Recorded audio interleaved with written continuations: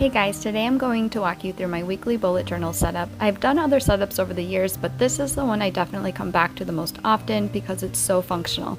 I include a spot for the daily schedule, a to-do list, and some stickers and markers to add some easy decor, and it ultimately sets me up for an extremely productive week. I love using my old Happy Planner stickers or any craft stuff you already have to inspire and help decorate your weekly spread. You don't have to think too much, just find some items with similar colors that are inspiring or linked to events going on that week. Now I'm ready to start the setup. I always start with my weekly overview page, and in particular with a small calendar in the upper left.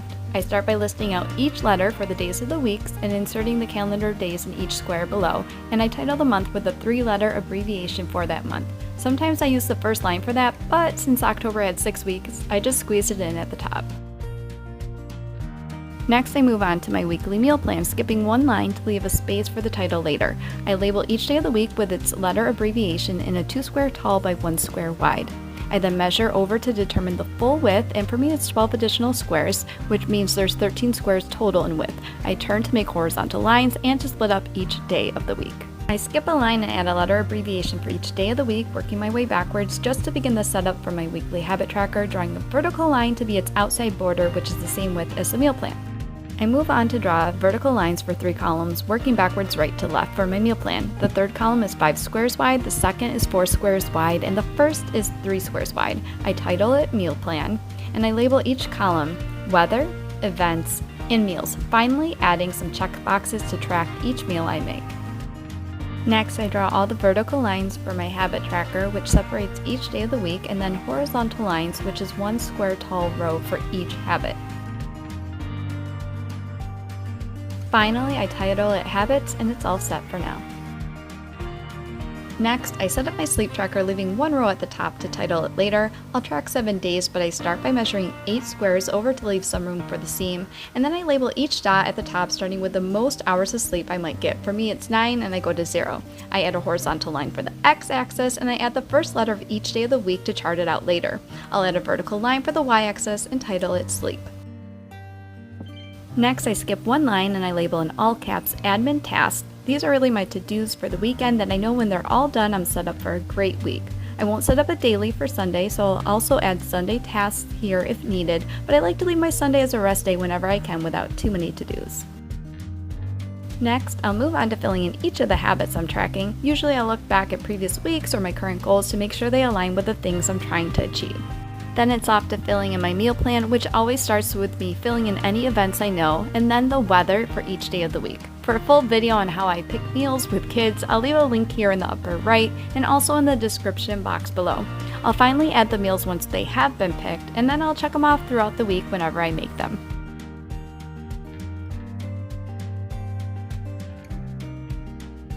Next, I'm ready to begin my daily setup, which starts by me splitting each page in half vertically. I'll set up 6 days total, Monday through Saturday. I have a lot of meetings and events throughout the week, so I like to set up an hourly schedule for each day of the week. I start with the earliest time I would schedule something, which for me is 6 a.m., and I continue down through the day with a number for each hour per line until 10 p.m. each day. I will split each hourly line in half with a vertical dash line to represent 30 minutes of each hour. If you're using a similar planner, I use about 6 squares wide for each half-hour block, and if it's slightly off, I don't really notice it. Now that I have my schedules in place, I will label the next line for each as to do, so I have a place to put all my tasks I want to get done or that might pop in my head, similar to the original bullet journal strategy. I'll go back and add a label for each day of the week and then reference my tiny calendar to add each number date for the week.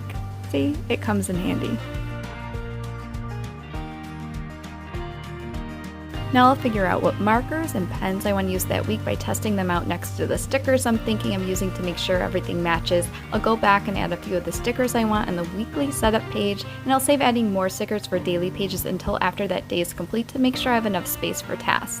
I completely forgot to add the workout section at the bottom of each day, so I'm doing that now along with which workouts for each day. If you're interested in my 5:30 a.m. morning routine and how I get it all done, I'll link that here. Most often I go back and use my lighter color marker to highlight labels like the days of the week, the to-do section, the workout section, just to help them pop and stand out. And that's it. I am all ready for my week. I'm making a video also on how I use this setup throughout the week, so if you want to see that, just let me know in the comments below and I'll make sure I'll link it once I make it.